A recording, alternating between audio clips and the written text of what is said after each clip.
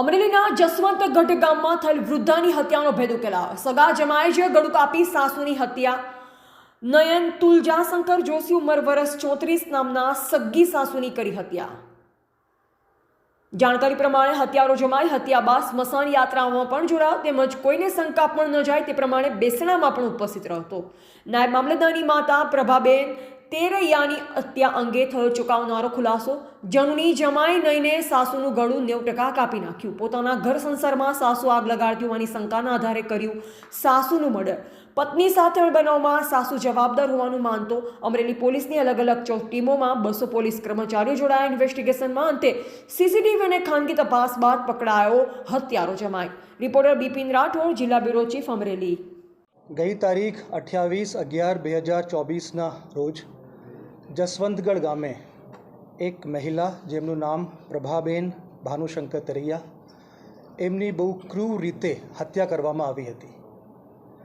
જે રીતે હત્યા કરવામાં આવી હતી એ બહુ જ હૃદય વિદારક હતું। એ ધ્યાનમાં રાખીને પોલીસની જુદી જુદી ટીમો બનાવવામાં આવી। આમાં ડિસ્ટ્રિક્ટના જે બેસ્ટ ઇન્વેસ્ટિગેટર્સ છે એમને બોલાવવામાં આવ્યા। 14 અધિકારીઓની ટીમ બનાવવામાં આવી।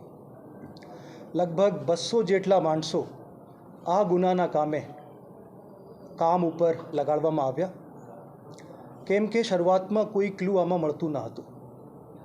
જ્યારે અમે તપાસ કરતા હતા ત્યારે સૌથી પહેલાં બાજુના મકાનમાંથી અમને એક વિડીયો ફૂટેજ મળ્યું, જેમાંથી આ ફોટા અમે કાઢ્યા છે। આ ફોટા ઉપરથી ખબર પડી કે 12:30 વાગ્યાની આજુબાજુના મર્ડર છે।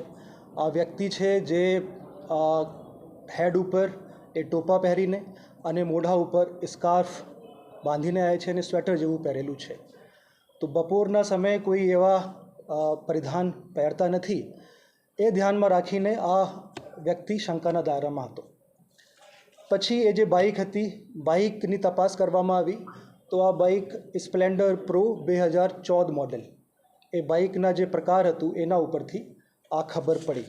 પછી આજુબાજુના જે કેમેરાઓ હતા એ કેમેરા ચેક કરવામાં આવ્યા। જસવંતગઢ ગામમાં વધારે કંઈ કેમેરા નથી, આજુબાજુ પણ કેમેરાઓની સંખ્યા ઘણી ઓછી છે। તો પણ આજુબાજુ અમારી જે ટીમો છે એ કેમેરાઓની તપાસ કરતી હતી। રાંઢિયા ગામે, જે જસવંતગઢથી લગભગ 7 કિલોમીટરની દૂરી ઉપર છે, ત્યાંથી અમને બીજી વિડીયો ફૂટેજ મળી, જેમાં સેમ માણસ આ રીતે બાઇક ઉપર જતા મળે છે।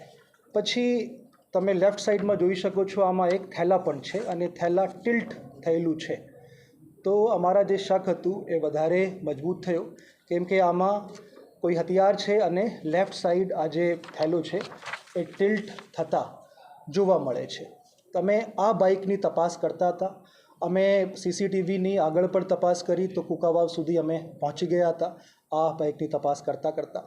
અમારી ટીમો આજુબાજુના વિસ્તારમાં હતી। જે 14 ટીમો હતી એ અલગ અલગ પ્રકારની કામગીરી કરી રહી હતી। કોઈ CDR એનાલિસિસ કરે, કોઈ IPDR એનાલિસિસ કરે, કોઈ ટાવર ડમ્પ એનાલિસિસ કરે, તો કોઈ જે આજુબાજુના મજૂરો છે એમની સઘન પૂછપરછ કરતી હતી અને જે ભોગ બનનાર છે એમના પરિવારજનોની પણ સઘન પૂછપરછ કરવામાં આવતી હતી। તો આ બાઇક અમને જે ભોગ બનનાર છે એમના ઘરના સામે જ ઊભી મળી। સેમ પ્રકારના જે ડિસ્ક્રિપ્શન છે આ પ્રકારની બાઇક, એ ત્યાં પૂછપરછ કરવામાં આવી કે બાઇક કોની છે। તો આ બાઇક જે હતી એ જે વ્યક્તિ છે નયનભાઈ તુલજાશંકર જોશી, એ બાવાના જાંબુડા, તાલુકા વિસાવદર, જિલ્લા જૂનાગઢના રહેવાસી છે। એમની આ બાઇક હોવાનું ખુલ્યું। એ માણસ ત્યાં જ હતો, બેસણામાં બેઠો હતો। ત્યાંથી એમને પોલીસ સ્ટેશન લાવવામાં આવ્યા અને એમની સઘન પૂછપરછ કરવામાં આવી। સઘન પૂછપરછ કરતાં આ વ્યક્તિએ આ ગુનો કરવાનું કબૂલાત આપી છે। આ જે વ્યક્તિ નયનભાઈ તુલજાશંકર જોશી છે એની ઉંમર 34 વર્ષ છે અને એ ભોગ બનનારના જે મરણ જનાર પ્રભાબેન છે એમના જમાઈ થાય છે। લગ્નગાળા 11 વર્ષનો હતો।